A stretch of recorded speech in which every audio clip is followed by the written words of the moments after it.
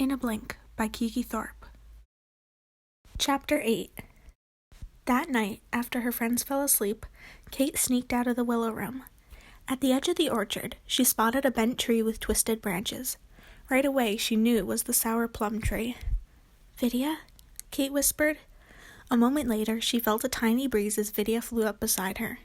"I'm ready for my flying lesson," Kate told her. "First things first, dearest. We need fairy dust." Vidya held out something that resembled a man's sock.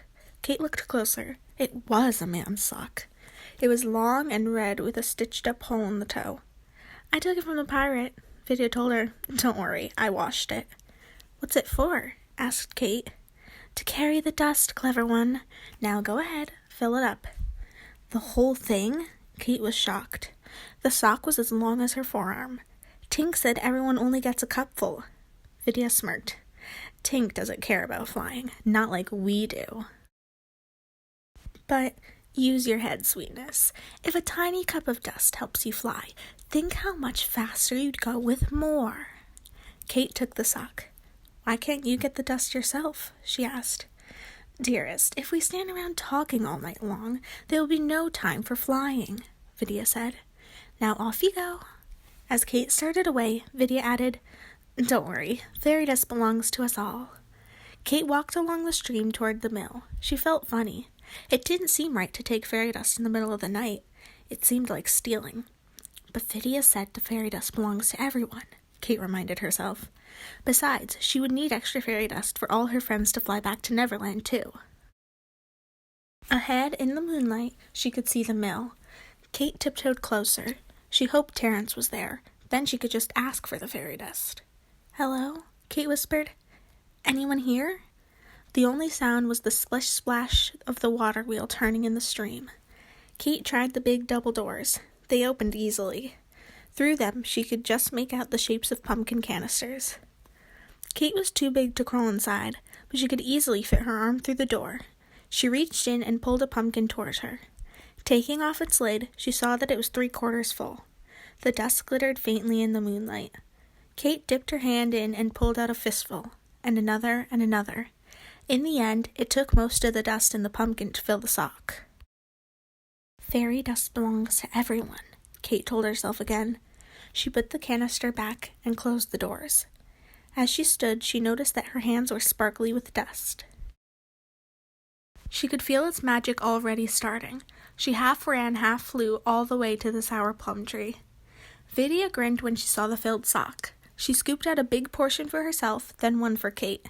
When she was done, Kate tied the sock through a belt loop in her jeans. "All right, follow me," Vidya said, and dove into the air. Kate sprang after her. The extra fairy dust made her feel powerful. In a flash, she was high above the sour plum tree. But a second later, she started to sink. She tried to think of light things, as Tink had told her to do, but the ground was coming fast.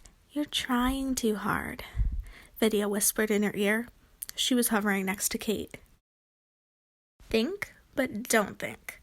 Hold the idea lightly in your mind. Feel the air lift you." Kate tried to think and not think about flying. She felt the night air on her bare arms. She pushed against it and rose up, up. In an instant, Kate was higher than the home tree. She swooped through the air. Cool air rushed against her face. She was flying. How could this ever have been hard? She wondered. It seemed so easy now. Kate found that she could use her arms like rudders to turn. She dipped down and felt leaves brush against her toes. She shot up through the air again and made a loop. "You've got it, child. Now try going faster." Vidya sped ahead. Kate chased after her. "Faster!" Vidya shrieked. Kate sped up again. She was flying faster than she'd ever thought she could. But Vidya flew faster still, so fast she looked like a shooting star in the night. Kate could hear her tiny voice crying, "Faster! Faster!" Kate laughed with joy. Below her, Neverland lay spread out like a patchwork quilt. Light patches of sand and rock were mixed with darker patches of trees. Above, stars glittered coldly in the velvet-back sky. "Where should we go?" she shouted to Vidya. "Anywhere," came the faint reply. In the distance, Kate saw a tall mountain. She aimed herself toward it. Suddenly, a large shape burst out at her. 2 yellow eyes flashed in the darkness. Kate screamed and threw her hands in front of her face. She dropped in the air, just missing the owl. The bird screeched its annoyance at her, then flapped away. Kate regained her balance. "That was a close one," she said in a shaky voice. She was trembling all over. "Can we stop for a minute? Vidya?" There was no answer.